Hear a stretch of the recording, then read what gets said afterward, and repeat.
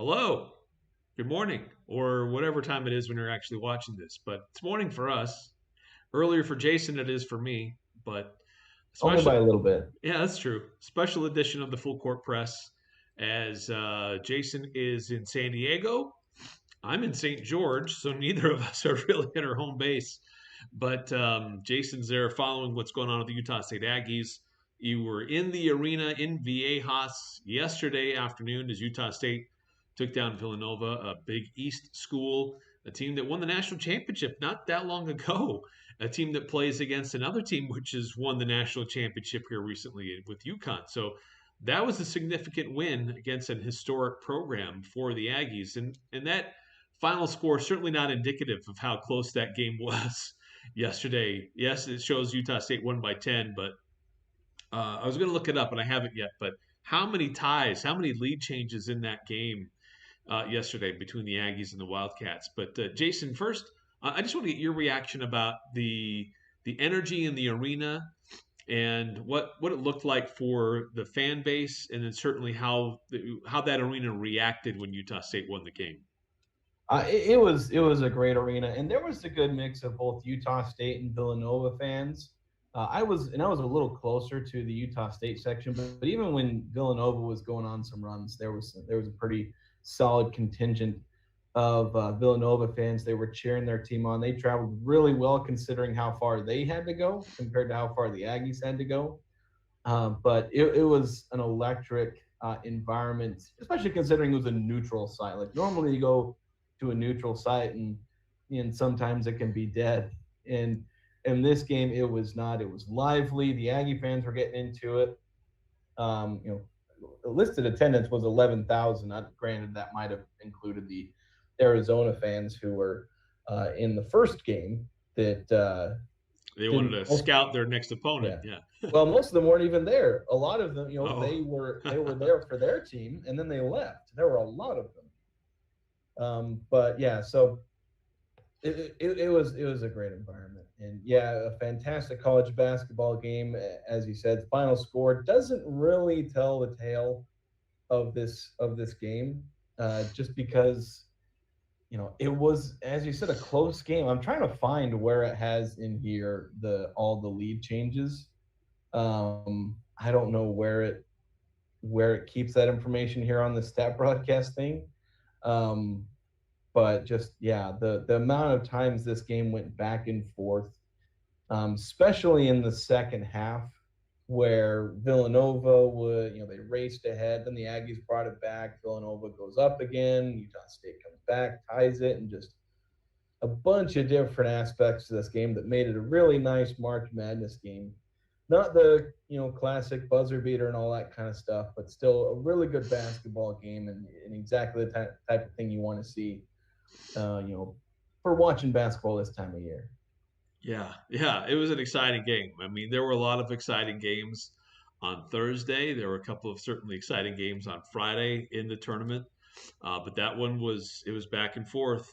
Looked like Utah State was in control in the first half, not in total control, but they were playing their game outside of Villanova hitting all those 3-point shots.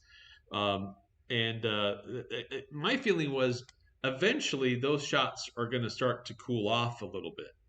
But then that second half gets going, and it's like, oh my gosh, maybe not. But credit to Coach Calhoun and the players not getting rattled, continuing to stick with their game plan, knowing that they have a size advantage, knowing that they've got some other advantages in how they attack opponents, and sticking with that, not getting rattled. And was really impressed, particularly with Mason. I mean, you can look at a variety of different guys who had critical moments for Utah State yesterday, but I really felt like Mason put the team on his back for a stretch there in the second half. That's like, look, I've been here before. I know how this goes. Some guys can get maybe a little bit tight in the moment, but he just kept attacking and found ways to score points and inject some energy into his team to get them back into a competitive race until the final minutes, where you could tell that Villanova didn't have the same depth and the same versatility, and eventually, they just didn't have the legs, and Utah State just kept attacking, and eventually, over those last few minutes, is where they really separated. Yeah, and obviously you can put a lot of this game on Mason and MJ. They scored 42 points. But, their teammates ended up combining for more points. I know that's, like, 6 players versus just 2, but still, this was a whole team effort. And as you mentioned, the depth of the Aggies was really what helped them win this game, where Villanova went a lot thinner. Utah State went, 9 players deep. I know a couple of those only played 6 or 9 minutes, but Colby King and Elijah Perryman made plays Yeah. while they were out there. And yeah, in the first half, like, I was incredibly impressed with how Utah State, began this game, because even though at no point did they ever like really have a 3-point shot in this game, they might as well have been playing without the 2-point line. Heck, they had almost as many points on free throws when they were fouled on 3-pointers. They were fouled twice on 3-pointers. They made 5 points, going 5 of 6 from the free throw line on those, and they made 2 3-pointers. They got 5 free throws off of threes they missed, but they got fouled on. And they got 6 points off of 2 made 3-pointers. One Yeah. early in the first half and one early in the second half. Like, that was all the Aggies had from the 3-point line. So if Yeah. you took away Crazy. the 3-point line and just said the Aggies made 2 field goals from there, and they got, take away a couple extra free throws, and they actually still win this game. But then Villanova scores, 14 fewer points themselves. So the way that Utah State was able to execute in this game was great. From the very first play, you had guys cutting effectively, finding space. The very first offensive play of the game, coming after a really good defensive play for the Aggies on their first defensive possession. From the first offensive play, you get you work the ball into the post with Zach Keller, you spread the court, and then Mason Falslev cuts into a wide open lane and gets an easy layup. The first of 9 shots that he would make, all of which would be inside the arc, and I think all but one was inside the paint. Then he also had, he went 4 or 5 on free throws. So, and then it kept happening in the first half. I think the Aggies opened up a 22-13 lead, and 19 of those points could be accounted for by shots inside the paint or fouls that happened when they were in the paint going for a layup. For instance, I think the second bucket the Aggies had, it was an out of bounds play where Zach Keller gets fouled going for a layup. And mind you, I saw the 19 of the 22 points, the extra 3 points, that was one of the 2 times the Aggies got fouled on a 3-pointer. That's where those 3 points came from the 22. So the Aggies were just dominating the paint, and they kept doing that. They had a bit of a hiccup where their offense slowed down a little bit at the end of the first half, but they scored 86 points and they made 2 3-pointers. And they got to the free throw line. They got to the paint. They were making Villanova look stupid. And mind you, this is a Villanova team that I think before the game ranked like 30th in defense, according to KenPom. That is not a bad defense. No. That is a good defense. And the Aggies were making it look silly. Like, I wrote a kind of a mini article on this subject and outlined a few of the plays that kind of resulted in this. But there was a viral moment where Ken Willard was joking about firing his staff for how bad they were doing on just out of bounds plays. Yeah. And the joke kind of hit poorly because he didn't really have the delivery. He's not a comedian, so he doesn't know how to deliver jokes like that. But he was joking. Yes, it was tongue in cheek. It was sarcastic. Yeah. Yeah. So if you don't, and sometimes people, don't have the demeanor and they can't deliver jokes that well. But the people who know them, like the coaches, I'm sure are fine. Yeah. But they've not been fired yet, I suppose. But yeah, that was what Villanova was used to. It was like, look, we're gonna have to fire our staff because nobody here knows how to do these out of bounds plays. The Aggies were just expertly tearing apart the Villanova defense, who they were, chasing after MJ Collins and Mason Falslev on a lot of these inbound plays, and rightfully so. The 2 combined for 42 points in the game. You should be chasing after them. But Utah State was using and abusing that to get, there was second play of the game, they get a wide open, well, not really wide open because Keller got fouled, but he was so open that the only way they could stop him was by hacking his arms. They were trying to go hack a Shack on a guy that's shooting 55% on free throws. He still made both of them. And then he makes them, yeah. Yeah, and the Aggies shot really well on free throws. MJ Collins, weirdly enough, was the only player who didn't have a good night at the free throw line, and he's the best free throw shooter on the team. But Zach Keller goes 2 of 2. Gary Clark goes 3 of 4. Those are two guys who both shoot under 60% on free throws. And the Aggies shoots almost 76% as a team on 37 free throw attempts. You're going to take that Oh yeah, every day of the week and twice on absolutely. Sundays. Yeah, So the Aggies shot well on free throws. Even their bad free throw shooters were doing fine. But yeah, and it wasn't so. Second play of the game, Zach Keller gets a wide open, look at open enough where he gets fouled. And then, a couple plays later, it was MJ Collins just racing, despite them trying to chase, MJ Collins around, they still lost him. Then a few plays later, Colby King tries to set a pin down screen for Mason Falslip, turns around and he's wide open in the paint. They forgot to cover the screener. And so he ends up just literally all he has to do is turn toward Elijah Perryman, gets a pass, and then lays it up and in. And it was happening over and over. And then in half court sets, the Aggies were just cutting to the basket. I mean, there was one play where, funnily enough, the commentators were talking about, the success of the baseline out of bounds. And then I think it was Adlan Elmine just cuts to the basket, and I can't remember if he the passer or if he, laid it up himself. But the Aggies were able to just work the ball into the paint at will. And to be able to do that when the opponent knows you can't hit from the outside, like that's something that's special.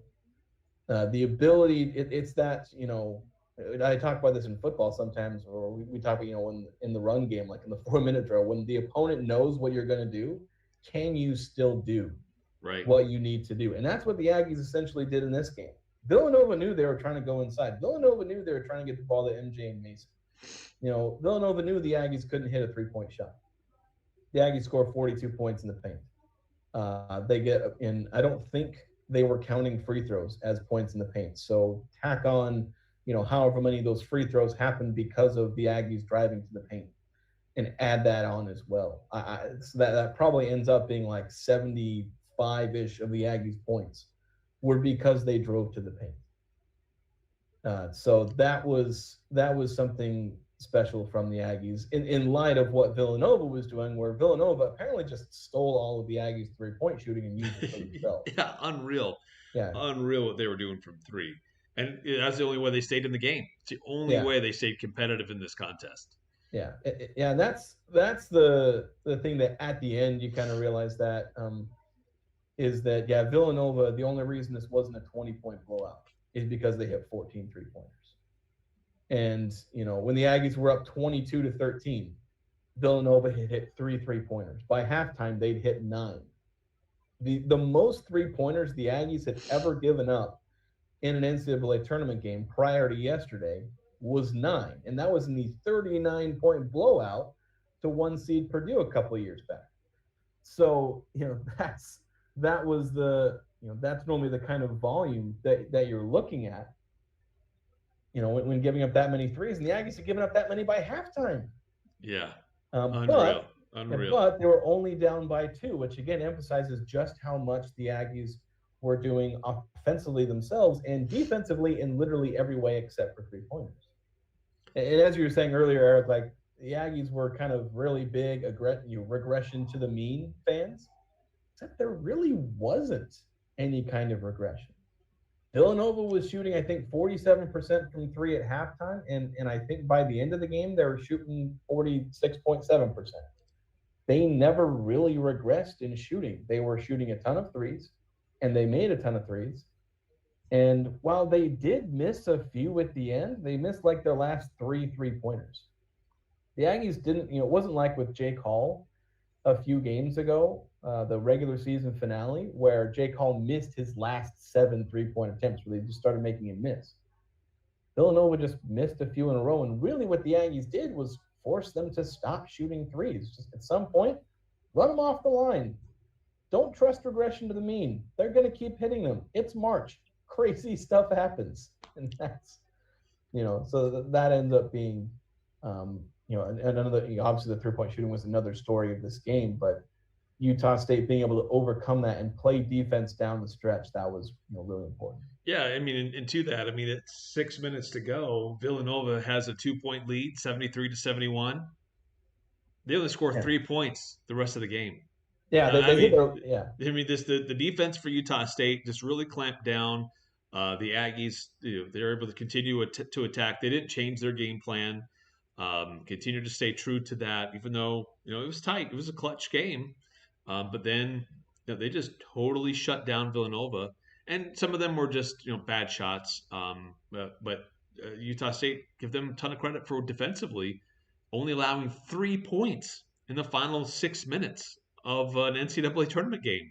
It's insane what that Aggie defense did to close out the game, going out on a 15-3 run in the final 6 minutes. Yeah, and yeah, and those that with yeah, as you mentioned, the last 6 minutes with 6:04, that was when they made their last 3-pointer. Bryce Lindsey, who hit 6 3-pointers in the game, so accounted for dang near half of the 3-pointers for this team by himself. He hits his final 3-pointer, and it was a string of plays that, mind you, string of plays. I said it spanned like 5 minutes, so it wasn't like this quick hit. But like as the Aggies were coming back, because they went down 10, then they start rallying. They actually hit a 3-pointer to cut the lead to 5. So heaven forbid they actually hit a 3-pointer. But then Villanova hit a 3 exactly right after, got it back, got the lead back up to 8. That could have been incredibly demoralizing. But the Aggies still fight back. They actually, I think they took the lead 61-60. Adlan Elmine hits the most circus layup of circus layups, and the Aggies take the lead. That might have actually been to get the Aggies to 71-70, but they take the lead 61-60. Then Bryce Lindsey hits a 3-pointer, go up 63-61. The same thing happens when the Aggies get to 71-70.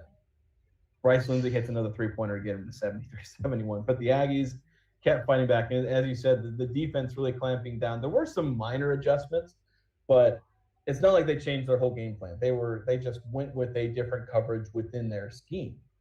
And so they didn't really have to change who they were. They settled into their identity defensively and eventually just wore them down. MJ Collins was after the game was talking about how, coach during one of the timeouts pulled him aside and said, "Hey, you're wearing them down. We can see it."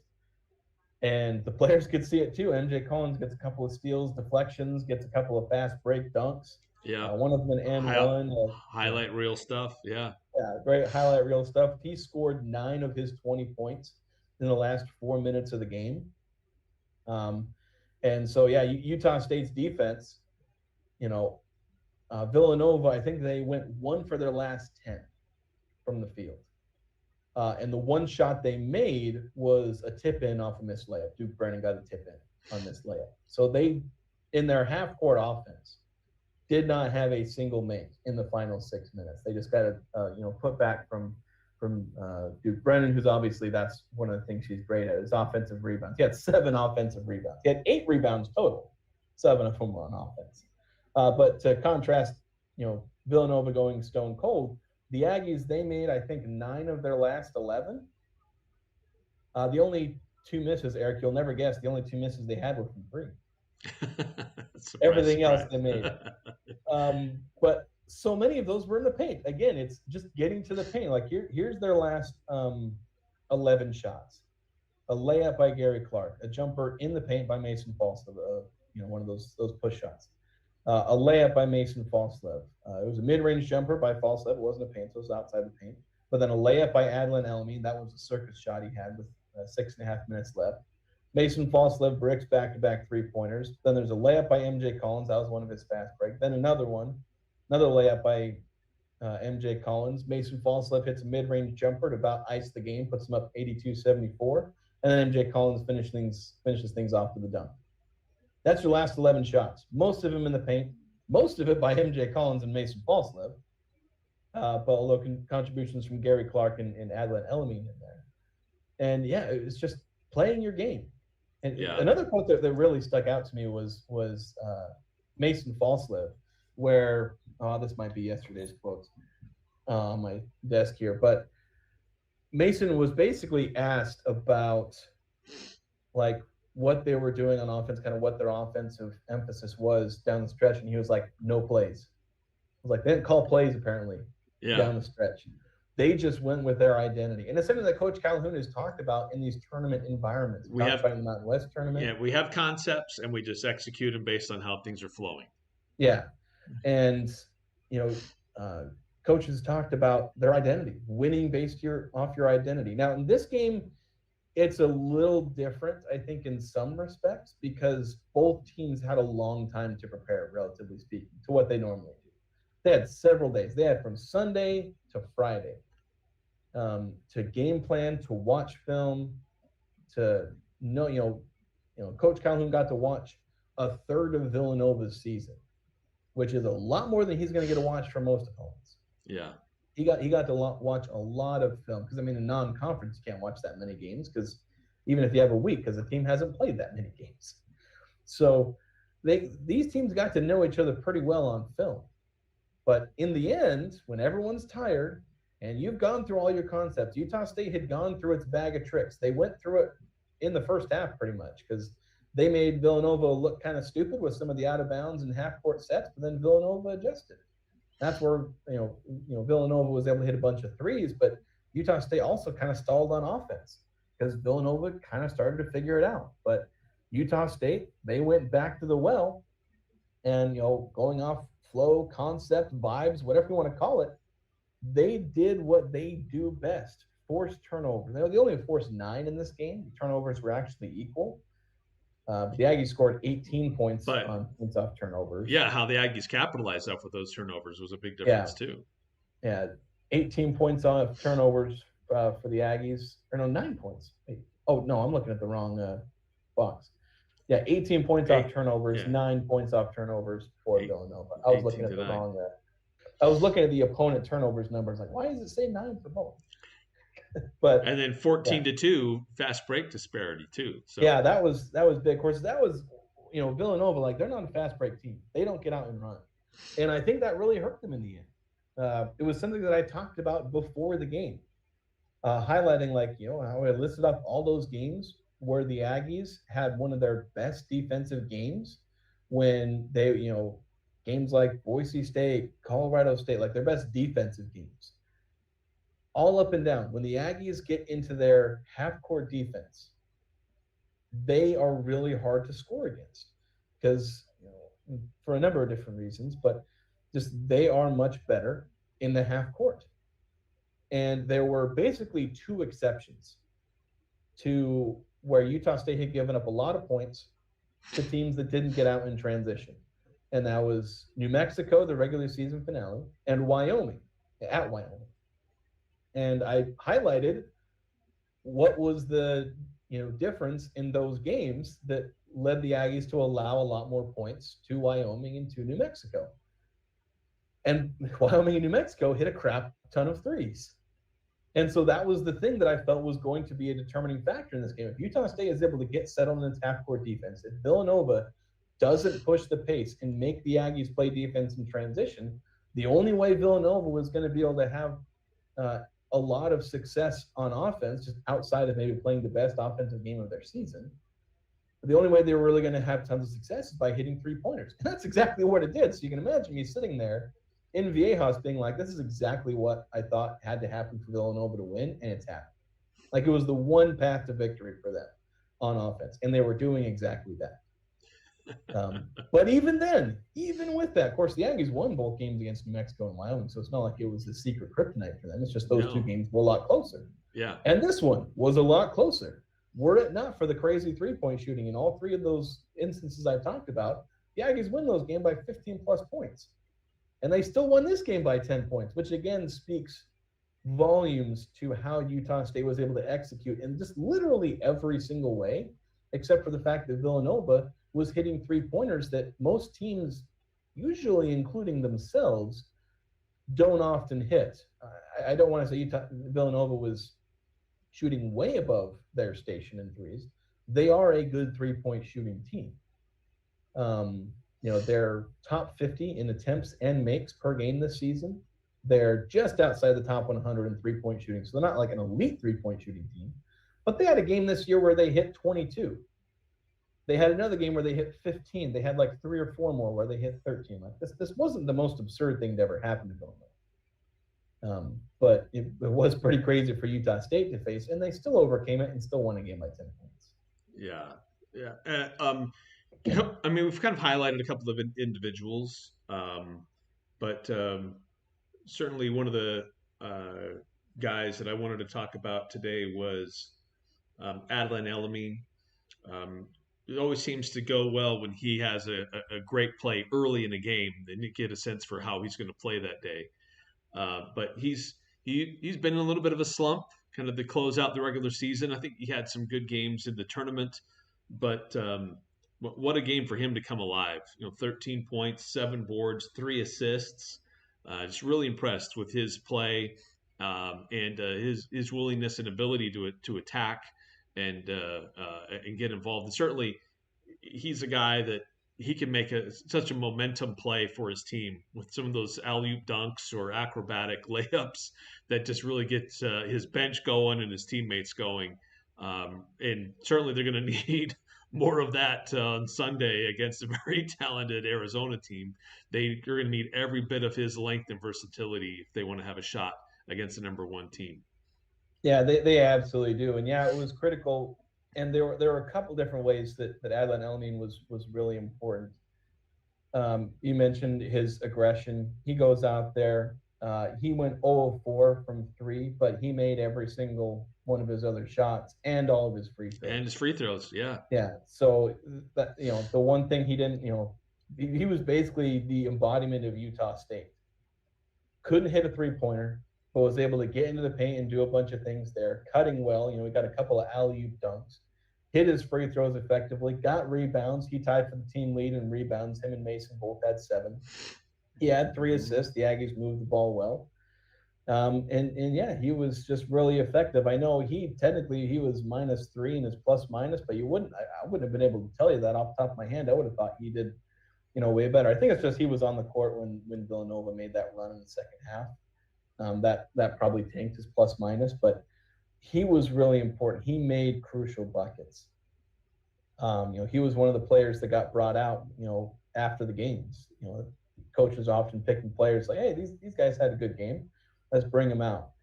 And so, yeah, the Aggies are really at their peak when guys like Adlan Elamine, and I throw Drake Allen in there. When those two Yes. guys are playing well, that's when the Aggies are at their best. Sure, MJ and Mason, again, 42 points. And I went over the list of clutch baskets, and it had their fingerprints all over it. But Drake Allen, he hit one of the 2 3-pointers the Aggies had. He had 6 assists. He had 3 steals.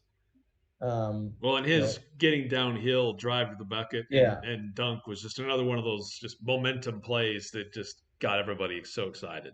yeah, just being aggressive. So Drake Allen goes for 11 points, 6 rebounds, 6 assists, 3 rebounds, and 3 steals in 34 minutes. Adlan Elamine gets 13.7 rebounds, 3 assists. And he had a block that they didn't put on the stat sheet, but he got a block. I want to mention that in the second half. It happened like right in front of me. So stat keepers didn't get that one. Stat keepers actually having a rough game. Yeah, and it wasn't They were just in behind. that game. I heard it on other broadcasts that Stat Broadcast was having an issue in a variety of venues Yeah, so yesterday. I don't know if Stat Broadcast is struggling from the strain of having to cover all these March Madness games, or if it's a venue specific thing. But yeah, it was a great game for the Aggies from those supplementary guys, and it was actually kind of surprised to look at the end and see the Aggies only had 16 bench points.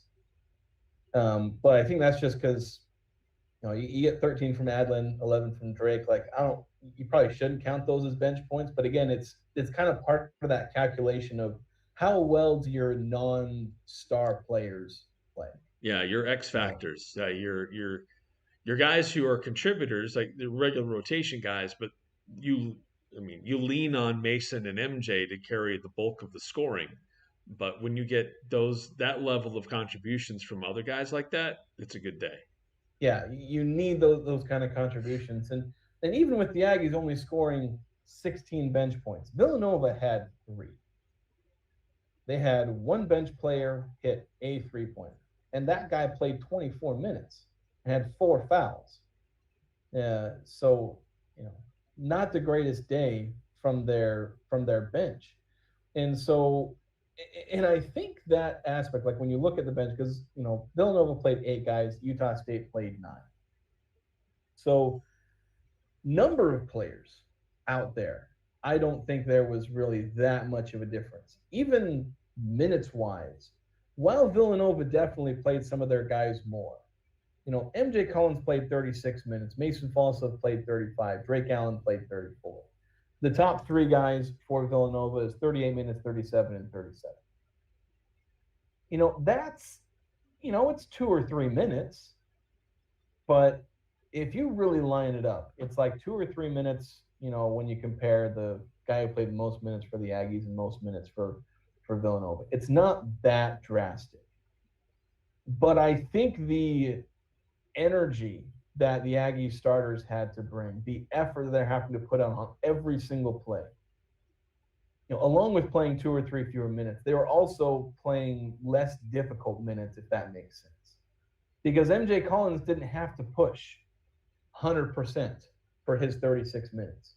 Oh, Although he certainly was doing it for a lot of that. Again, yeah. scoring 20 points and doing a lot. I don't want to say he was being lazy, but he didn't have to. There were plays where, Adlin Elmine is making a play and running out in transition, and MJ Collins didn't have to push and do all these different things on a possession. Mason Falslip, as much as he goes 100 miles an hour, MJ Collins is making some plays, and Drake Allen's pushing things, and Well, Colby King and Gary Clark. in a game that's decided by 2 points, a single possession in the last five Yeah, minutes, at least the early part of that last 5 minutes, that should be a tough, grinded out game, right? That's where the most strenuous minutes of the game, of the entire game, are going to be in those last 5 minutes if it's within a single possession. But it didn't feel like that. It felt like yeah, Utah State was just rolling. They were having fun out yeah, there, and guys were playing with juice and energy. They didn't look like they were super stressed in the last 5 minutes. They yeah, were yeah. playing their game, and so not a problem for Utah State. Yeah, it's because for 35 minutes of the game, Villanova was having to push as hard as they could with their five starters. Yeah, Like just that to that keep was pace. yeah, just to keep pace, and they had to hit a bunch of 3 pointers and all this different kind of stuff. So their minutes ended up being harder on their starters than it was for the Aggies. And so by the end, where MJ and Mason were needing to make plays, even though they played the most minutes on their team and minutes comparable to Bryce Lindsey, who went for 25 points, and guys like Tyler Perkins, who played 38, and Caden Lewis, he also played 37 minutes. Like, even though they played similar-ish minutes to those Villanova starters, they were a lot more rested, and you could see it with Bryce Lindsey. He couldn't, you know, push for his buckets late. He just kind of had to settle for 3 pointers, and he also missed some free throws at the end. And he had some bad pass turnover. So it is 3-pointer with 6 minutes left. But if you look at his last, most of the second half, he didn't shoot particularly well, and he missed his last, I think, 3 shots, and like 4 of his last 5 shots he missed. Caden Lewis, he just had a bad night overall. He went 3 of 12, had 8 assists, but couldn't hit a shot himself. Perkins, he also went 5 of 13, struggled down the stretch, missed his last 3 shots in the game. So they ran out of gas. Partly because they played slightly more minutes, but partly because they were playing more difficult minutes. And Utah State's supplementary guys, kind of wrap this point all up, Utah State supplementary guys brought energy. They brought effort. They brought things in a way that Villanova's bench and supplementary players didn't do. And it was kind of summed up in a quote from Kevin Willard, where he talked about Carson Templin, Yeah, his yeah, I was going to impact bring on the that up. game. Carson Templin had 4 points and 5 rebounds. No blocks, no steals, 2 fouls, no assists. All of Carson's statistical impact on this game can be summarized and that he had 4 points, he missed 2 shots, and he had 4 rebounds. Or excuse me, 5 rebounds. The Aggies outscored Villanova by 18 points when Carson Templin was on the court. That was the best of anyone in the game, period. That's Mason nuts. Falslev was plus 13. And that's the next closest. Gary Clark was actually also plus 13 to give him a necessary shout out, where he had Yes, 7 points, 4 rebounds. He had a nice he impact did have a himself. good game. Yeah.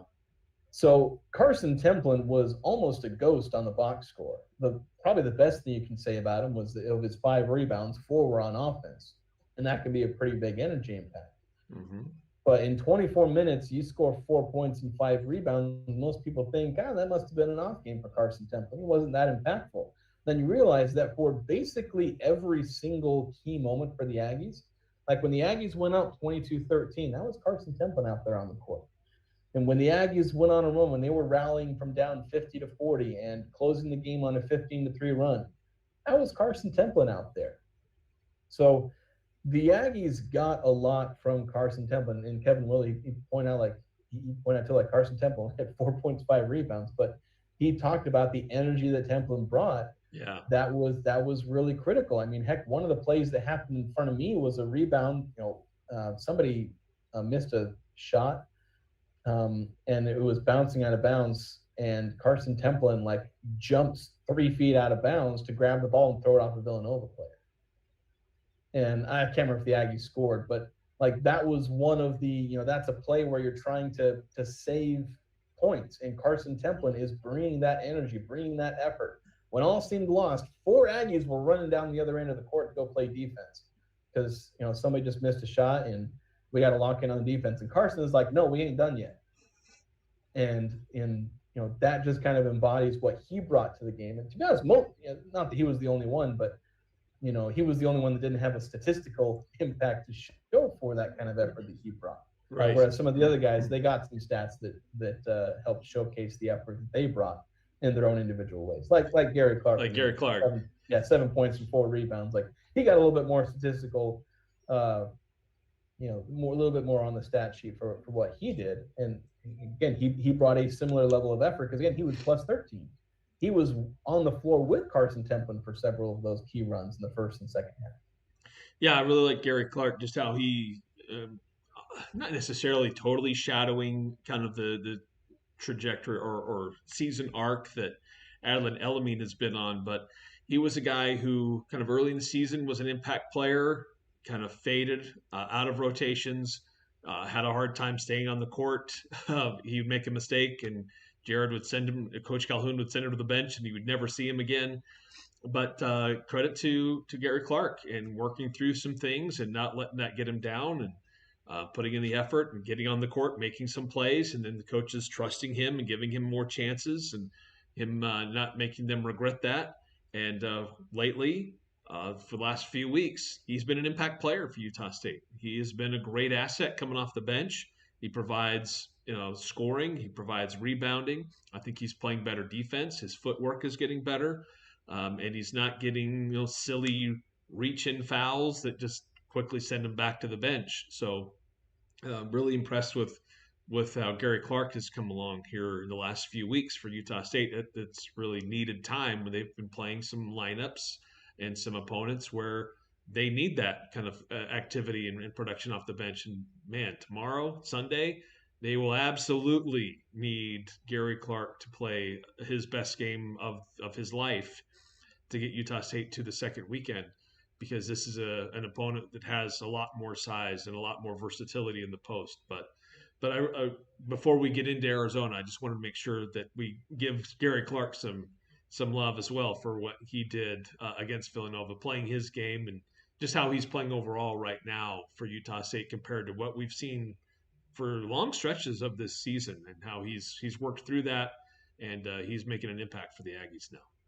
Yeah, Gary Clark could probably be added to that list of players that when they're playing well, the Aggies are at their best. We highlighted Drake Allen, Adlon Elamine, and Gary Clark could probably be added to that again. And it's kind of similar to what Coach Calhoun has talked about, where he was saying a lot of the year, like, hey, Gary Clark's not going to average 14 and 7 like he was at Texas A&M Corpus Christi. And Gary Clark hasn't. In his better games of the season, outside of a few non-conference where I think he got a double-double in non-conference, like his better games have been 8 points, 5 rebounds, 7 points, 6 rebounds, 7 points, 5 rebounds, But those minutes are impactful when the Aggies need a too-big lineup, or sometimes they just need someone else to step in for a small ball lineup. Gary Clark has brought what the Aggies needed. And I should say it's actually a testament to Carson Templin that the Aggies have been willing to run the Gary Clark, Carson Templin lineup a lot more, partly because Carson Templin has shown that he can be a stretch big. Yeah. He's shot like 40%. I think the last couple of games where I think he's gone over, I don't think he's hit a 3 in a couple of games that might have dragged him under 40% from 3. But he's a guy that you can't leave alone wide open, and teams aren't leaving him alone wide open. And so that gives room for Gary Clark to essentially be playing the center. I don't know which player is technically the center by the Aggies playbook when they're both out there on the court, but where Gary Clark is basically the only non-shooter on the team, he can play in the paint. Carson Templin can space the floor a little bit. Of course, they can both get into the paint and mix it up, but they can still have a 4-out lineup with Carson Templin on the court with Gary Clark, and that gives the Aggies more size, more rebounding. You see the Aggies go to that lineup with Gary and with Carson when they need a little bit more size. And heck, they went to it more than I thought they would against Villanova, because I thought they were going to go with 4-guard lineups a lot more. I thought you were going to see lots of Colby King, where he'd play with MJ, with MJ Mason and Drake, or Elijah Perryman. But we didn't really see as much of Colby King as I thought we would, although Colby King did play well in his minutes. But the Aggies went with that too, with either Adlon Elmine or Gary Clark at the power forward a lot more, and because they were able to still make that work defensively, Yep. for the most part. Again, really the only exception to anything the Aggies did on defense was 3-point shots. Because they were able to largely stay in front of their guys, especially Adlon Elmine, like the way he was able to defend Villanova's guards, like surely I can get past this 6'9" forward. And it's like, nope. Good luck with that. And Yeah. and so the Aggies being able to switch 1 through 5, because Carson and Gary would be going right up against a Caden Lewis, and they'd be able to stay in front of their guys well enough. That was big for the Aggies to make those two big lineups work. Okay, so Utah State has now won a conference tournament game for the second time in 3 seasons, but it's been a long, long time since they've won 2 games in the NCAA tournament. Has that ever Yeah, happened? You have to go back into the annals of Utah State history to yeah, find that. And the field was very different at that time, but yeah, it was a lot smaller, and I think at that time it might have even been a double elimination yeah. tournament. So in the modern era, as all those of us that most of our lives have known the NCAA tournament, or all of our lives, Utah Yeah, State has not won 2 games in the NCAA tournament, and yeah. certainly it doesn't get any easier for them to try to do that this time. Yeah, and in the 64 team era, it's not happened. Um, I'm going through it. I think it was the 19. Yeah, see, I'm going in some of the early 60s, and they played 3 games in the NCAA tournament, including 2 losses. So for some reason, it was a double elimination thing at one point. I'm trying to find the year. Was it 1970? Because people talk about the Aggies making like the Sweet 16, and it's like when there's 20 teams, I don't think you count making it to the Sweet 16. Yeah, and it was when they lost to one of the UCLA teams. Yeah, so the last time they've won 2 games in the NCAA tournament was 1970. They beat UTEP 91-81. Then they beat Santa Clara 69-68. And they got waxed by John Wooden's UCLA team 101-79. I know a lot of people tell me that, or they'll say like, Marv Roberts or Nate Williams had like a sprained ankle or something like that. That game would have been more competitive. Mind you, I wasn't there. I can't tell you how that game went. But they did lose by 21 points, and it was, or 22 points, and it was John Wooden's UCLA team. So with 5 guys who would later go on to the NBA. Yeah. So. Yeah. They were the eventual national champions. So that's the last time Utah State has won 2 NCAA tournament games. Was 2 games in the same season. Was 1970. It was one of the better Aggie teams, so they finished 16th, and obviously had Nate Williams and Mark Roberts. So that's the kind of Utah State team it took to get 2 tournament wins. Yeah, and I don't know if this Arizona opponent's going to send 5 guys to the NBA, but they're going to send more than one. They're good. Yeah, they're good, and that's always been Utah State's kind of challenge in the NCAA tournament. In the Stu Morrill era, it was always they had to go up against a who's who of blue chip programs. Yeah, and future NBA guys. Yeah, future NBA guys, and And in more recent history, if Utah State gets a win in the first round, the next round they face Zach Edey or Koa Yeah. Pete and Braden Burries, So this is your reward for doing well in the first round with your seed is you get to play one of the top teams in the country. And so Arizona, cakewalk for them in the first round. But this is a tough challenge. Very different challenge for Utah State on Sunday than it was on Friday against Villanova. This is a very balanced Arizona team. They've got size. They've got any number of guys who can carry the team for stretches. But they got legitimate dudes. The 6'4", 6'8", 6'3", 7'2", 6'7". Those are your top scorers, and that's your starting lineup. That's how they contribute. Guys that can come off the bench at any time and put double digits on you. So this is a team that ranks top 5 nationally in variety of statistical categories in 8 different main statistical categories. They're a top 10 team nationally in 14 uh, important statistical categories. The only one where they're bad or not great is where they rank in 3-point attempts per game, and that's 68th nationally. This is a team that's very balanced. They block shots. They have great, interior defense. They're very good at executing at various different phases of the game. This is a game where Utah State they're playing at their best right now. The last week and a half, 2 weeks, they're playing their best basketball of the season, and they still have to take it up another notch or two to have a competitive and balanced game against a very good Arizona team on Sunday night with the 5:50 tip-off in Viejas. Yeah, Utah State just has to play far and away their best game. Like take the bell curve of games Utah State has played in their capability, and they basically have to on offense they have to be on the far right side of that bell curve. On defense, they have to be on the far right side of that bell curve. Both aspects. We're talking about 0.1% of Aggie performances, a performance they probably have not yet put on the court.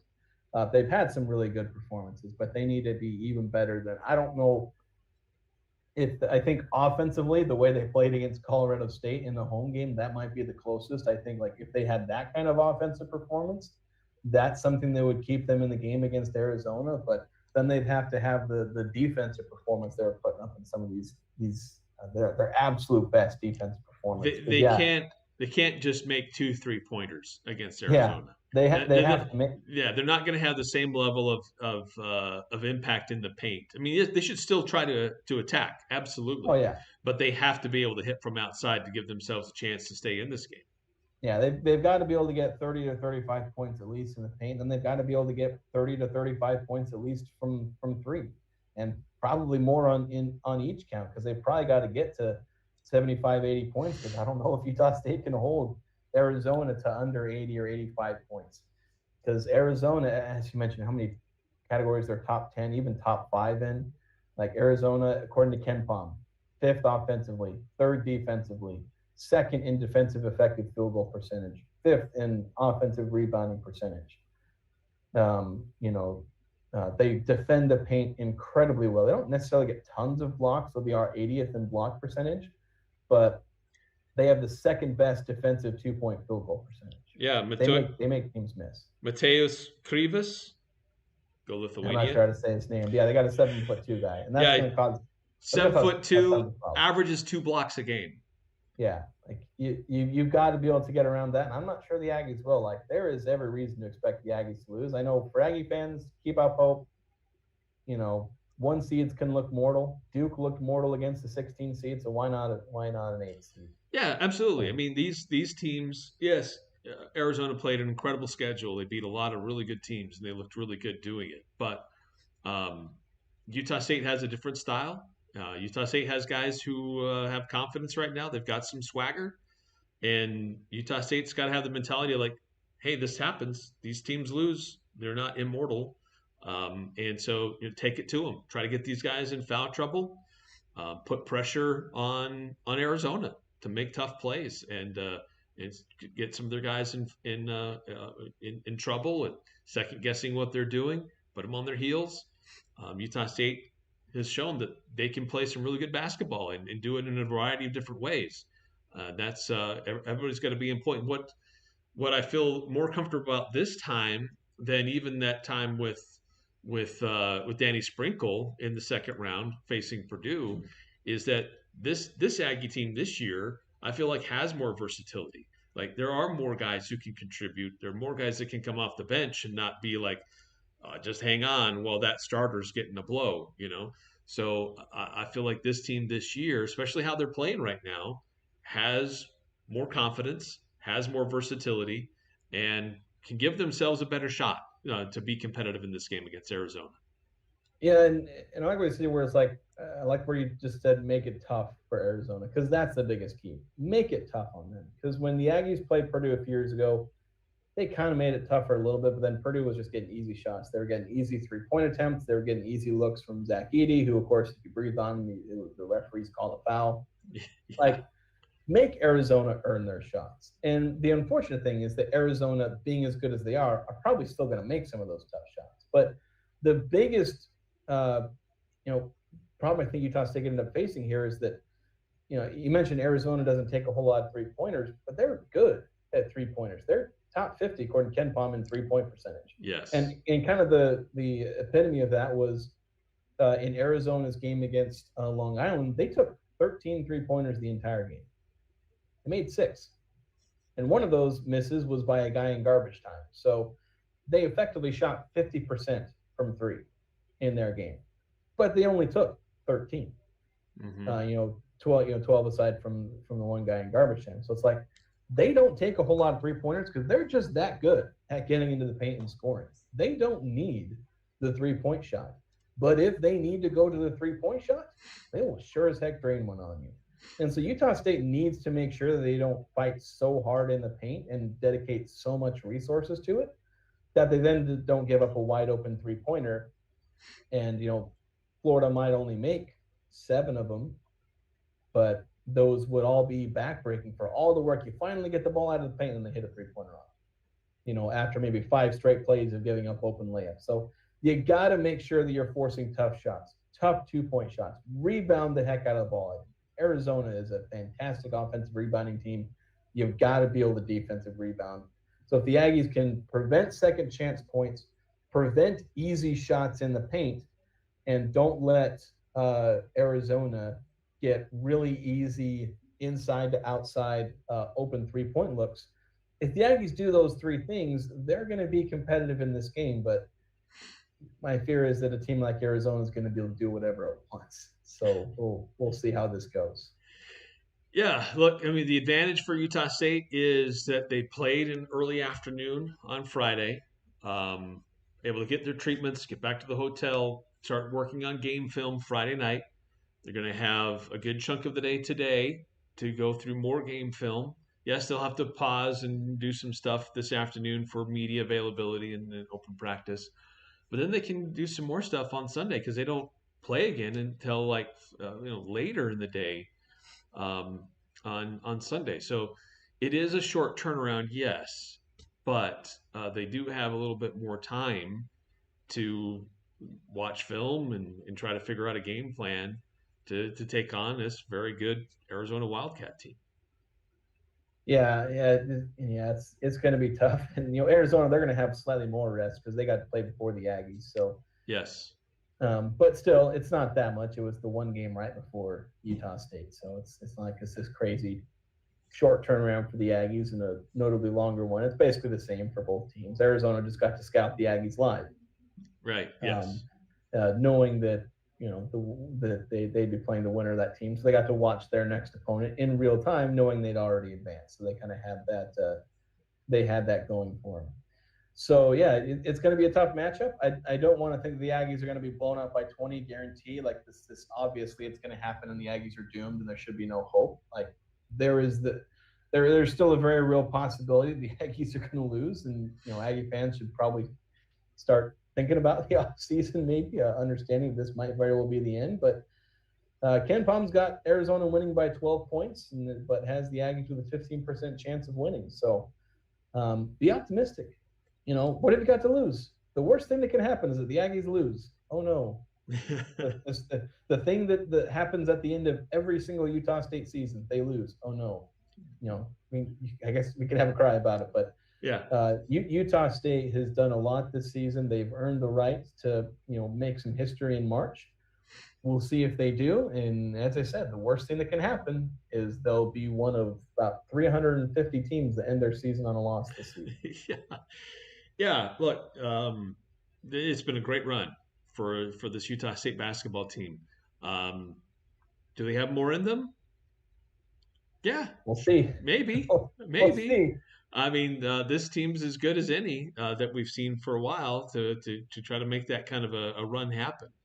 But yeah, great opponent on the other side, great coaching staff on the other side.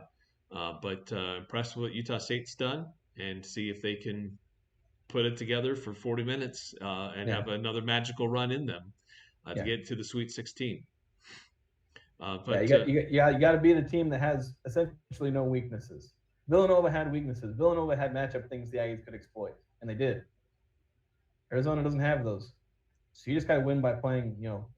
Offense beats. You got to have an offense that beats good defense, and a defense that can make things really hard on the offense.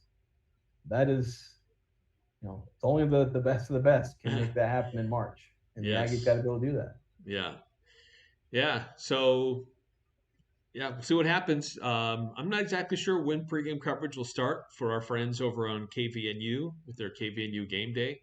It's a 5:50 p.m. tip Mountain Time, um, but I don't know when they'll start their pregame. I'd hope that it would start before 5 to give it a little bit more attention that's due here for the second round, but I'm not sure. I haven't heard what their They've broadcast had a plans lot are. of Aggie game day to be doing in the last couple of weeks. So Yes, they've been yes, doing they a have. great job of getting that content out. So, and we'll see if it's one final ride or maybe a couple more. Yeah, but then afterwards, they'll be on, and so reminder. So there was some confusion or concern with some folks trying to listen to the game on Friday afternoon, trying to pull it up on the KVNU app or listen online on the KVNU live stream. Just a reminder: the Westwood One, they own the exclusive rights to the streaming of NCAA tournament games.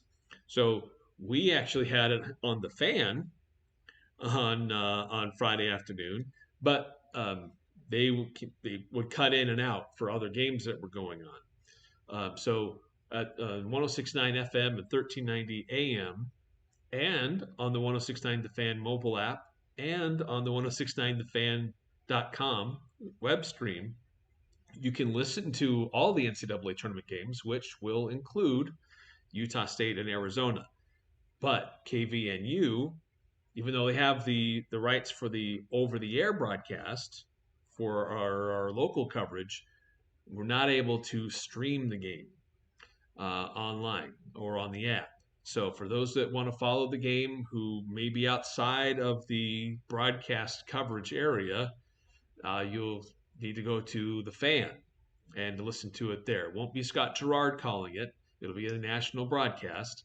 But that's how you'll be able to access and listen to the game if you're outside the KVNU broadcast area. So there's your public service announcement for what's going on with broadcasting and why it may be a bit of a challenge for some to find the game. Yeah, it's tricky this time of year, and especially where you have the radio broadcast, they're trying to cover like 10 games at once, which The that's a advantage unique. with yeah, Yeah, the advantage with games that are happening Saturday and Sunday is there aren't as many games, so they can yeah, give a little bit more attention to each game, and they're not always cutting in and out, and you don't know which game you're actually going to be able to listen to. yeah. So hopefully the Aggies, if it's a competitive game, you'll be able to hear a lot more of it. And if it's not very competitive, then well, I don't know, you may or may not want to listen to it anyway. But if it's not competitive, they'll probably be switching away from it pretty quickly. Yeah, I'm just trying to Unfortunately. check to see other games that'll be going at about that same time. Iowa and Florida, that tips off at 5:10, so that'll be going on before the Aggies. How about all Um, the 9 seeds in this tournament? yeah, exclusively the 9 seeds. It's a good place to be. But then games that'll be happening a little bit after the Aggies. There's a 6:45 game with UCLA and UConn that might. So we'll see if they switch into that one. But there aren't as many games on Sunday, so the likelihood of them sticking with the Aggie game is for a good chunk of it is high. But the likelihood of getting the full game wall to wall is probably a little bit slim. But there will be chunks of it that will be broadcast on the fan. I guess is the point. So, Yeah. and we'll see if they advance. Then there'll be a lot more of the Aggies that you'll Yeah. hear on the fan. Yeah. If the Aggies advance, you will hear a lot about them. Uh, They can take down one of the tournament favorites. And I'll root for them even more because I need to win my family bracket for like the first time ever. And I think a couple of my family members picked Arizona to win. So well, in fact, Utah State is the only mid-major playing on Sunday. All other teams that's that true. are Yeah. playing are from high major power conferences.